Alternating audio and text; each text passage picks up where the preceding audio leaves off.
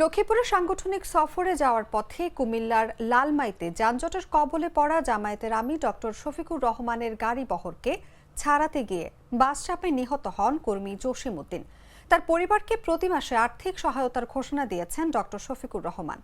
শনিবার বিকেলে লক্ষ্মীপুর থেকে ফেরার পথে উপজেলার বাগমারা উত্তর ইউনিয়নের সৈয়দপুর গ্রামে নিহত জসিমের পরিবারকে সমবেদনা জানাতে গিয়ে তিনি এই ঘোষণা দেন।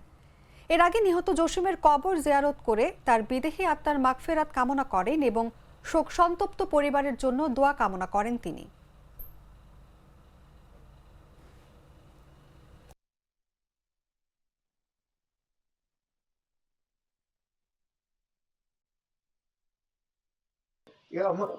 আমি যেন হাজির হতে পারি, যেদিন শুধু হাক ডাক চলবে চতুর্দিকে।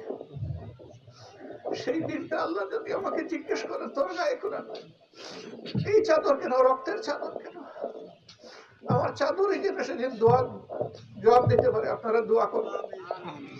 এইভাবে আল্লাহ যদি আমাকে নেন, আমি আমার আল্লাহর কাছে সবচেয়ে বেশি শুকর গুজারি করবো আলহামদুলিল্লাহ।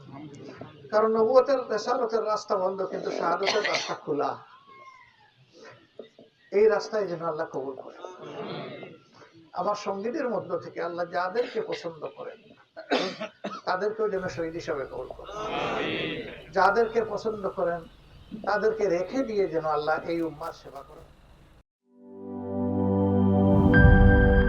একনল হ্যান্ড ওয়াশ 100% প্যারাবেন ফ্রি, তাই নিরাপদ হাতের জন্য আস্থা রাখুন একনলে।